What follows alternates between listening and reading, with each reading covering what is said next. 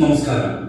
Tripunithura online trading തട്ടിപ്പിന് ഇരയായ ഹൈക്കോടതി മുൻ ജഡ്ജി ജസ്റ്റിസ് എം ശശിധരൻ നമ്പ്യാർക്ക് 90 ലക്ഷം രൂപ നഷ്ടപ്പെട്ടു.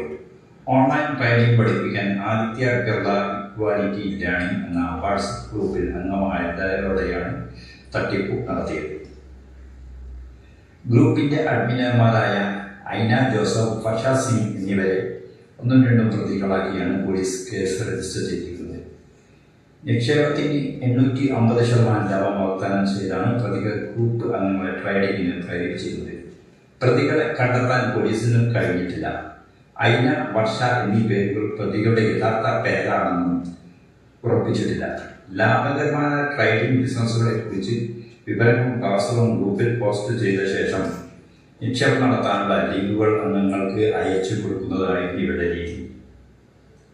ട്രേഡിംഗ് ഗുരുവായ സ്വയം അവതരിപ്പിച്ച് ഗ്രൂപ്പ് അംഗങ്ങളുടെ വിശ്വാസം നേടുന്നതാണ് തട്ടിപ്പിന്റെ ആദ്യപടി. അംഗങ്ങൾക്ക് നിക്ഷേപം നടത്താനുള്ള പ്രേരണ നൽകിയ ശേഷം ഓൺലൈനായി പണം അയക്കാനുള്ള ലിങ്ക് ഗ്രൂപ്പിൽ ഷെയർ ചെയ്യും. താല്പര്യമുള്ളവർക്ക് ഈ ലിങ്ക് തുറന്നു കയറുമ്പോൾ പണം നിക്ഷേപിക്കാനുള്ള വഴി തുറക്കുന്നു. അതിനുള്ള ആപ്പ് അംഗങ്ങളുടെ ഫോണിൽ ലാപ്ടോപ്പായി ഡൗൺലോഡ് ചെയ്തു തരും.